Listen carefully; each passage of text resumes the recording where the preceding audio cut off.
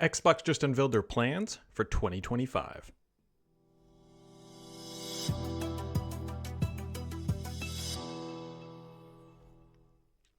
2024 may be coming to an end, but Xbox just dropped a blog post that really just kind of catalyzes what's going to happen with them in 2025. And if you're not paying attention to the details, you probably missed why this is such a profound thing that they are now sharing. And it really brings together all of the details that Xbox has been working on for realistically about 3 years. So let's just dive into the details and waste no time.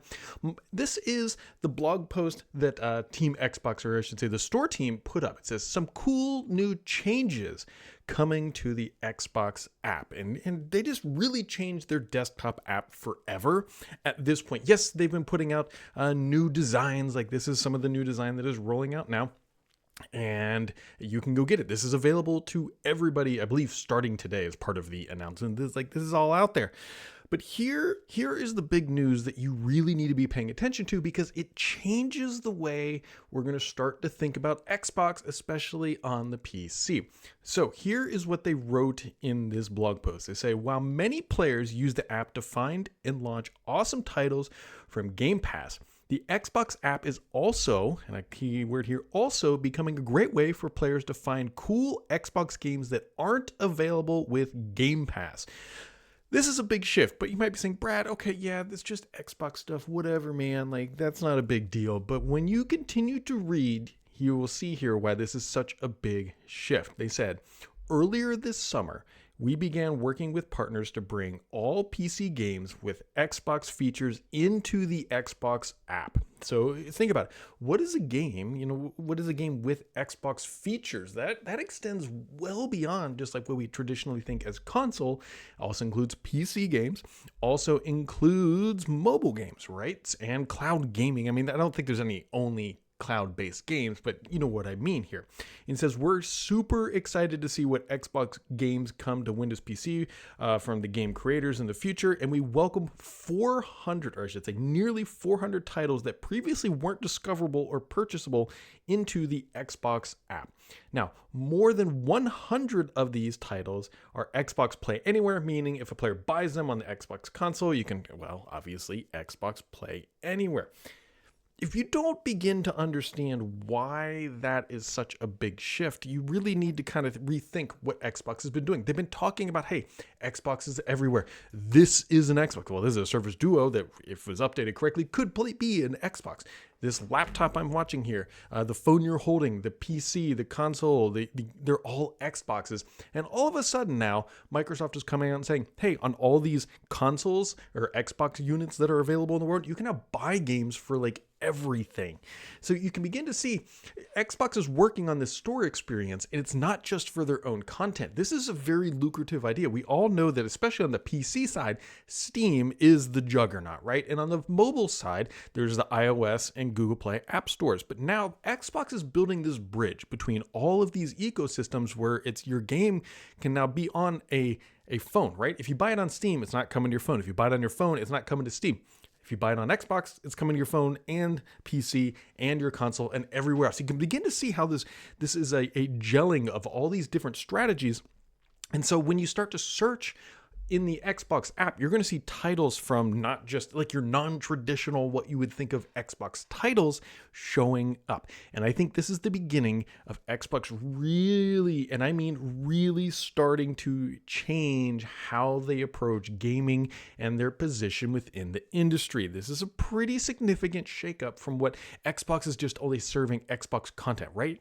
From an app developer's perspective, a game developer perspective, getting exposure is very difficult, right?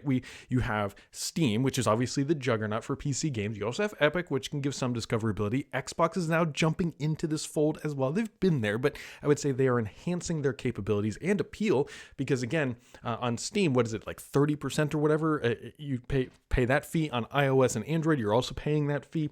And so if Xbox is more generous, then at least they attract some people, although that's not guaranteed success because we already know that Epic, at least on the PC side, does not charge 30%. And so you can make of that whatever with you will.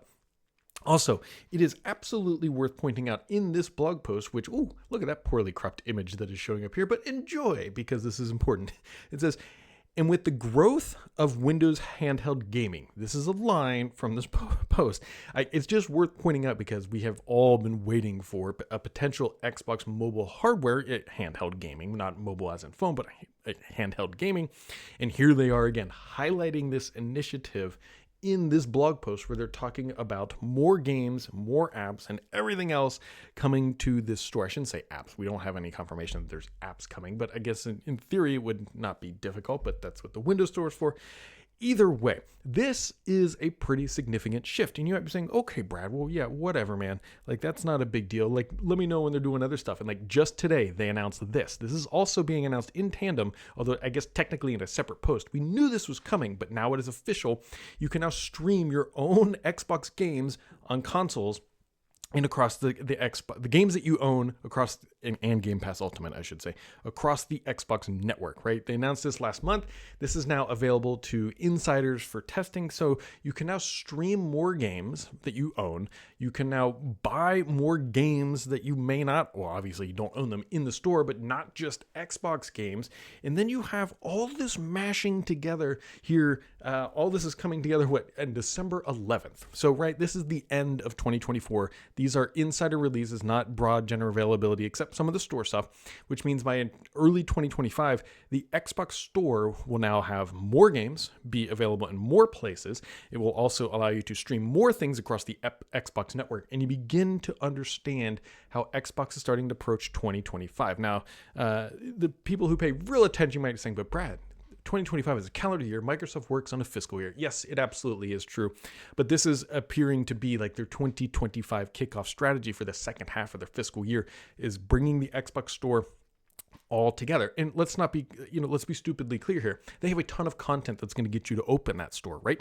They have an entire catalog that they spent nearly $100 billion. I think it's a little less than that, but we know it was like $70 billion on Activision. There was $8 billion for like Bethesda and some other titles. And you get close to $100 billion to build up this catalog. And what are they going to do with it? They're going to get you to open their store and download their experiences. And if Microsoft candidly cannot upset iOS stores, Google Play stores, or even Steam with this content catalog, then they've got to really look at themselves in the mirror. The question really becomes, though, here's like where the rubber meets the road, if you will.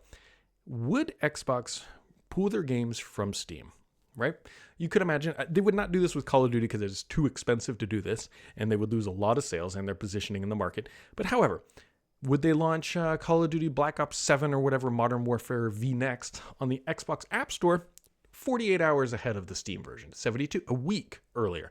Would they start to do these things to get you to pull you into that store and make it just worth your while? Now, they definitely have Xbox Game Pass, and that will definitely, and PC Pass for that matter, which will definitely get people into those store experiences.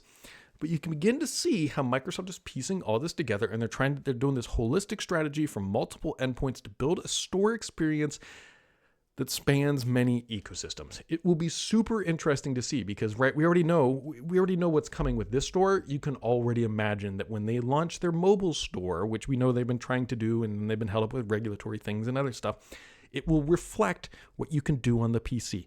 That is a pretty dynamic change, if you will, about how Xbox has operated up until this point. So super interesting stuff from a single blog post, which doesn't even sound all that exciting, although they say some cool new stuff. But when you look at what they're doing as a company, it really pieces things together. The question becomes, will it work? Will it get people to do it? I think it will. Will it meet enough volume to justify the continued expenditures for everything that they're doing? Hopefully, right? They continue to say that Game Pass is sustainable. And so if it's sustainable, that means it should draw enough people to those apps. It should be a little bit of a flywheel of revenue and momentum to make the experiences work. The question is, can they execute effectively enough? Are the experiences good enough to draw people away from the things they already use, which is a very hard barrier to break? And 3, will everything ship on time in a way that makes people want to do it, right? You can't just force people to do that. Like if you're forced to do things in certain stores, then you don't seek them out or personify them to your friends for that matter. So anyways, that is a quick look at what Xbox has told us they're going to start doing for 2025 heavily. I'm not saying that is their only strategy, but that's definitely got to be a core pillar. And so as always, my friends, make sure to keep it subscribed here because on the BS on this channel is me.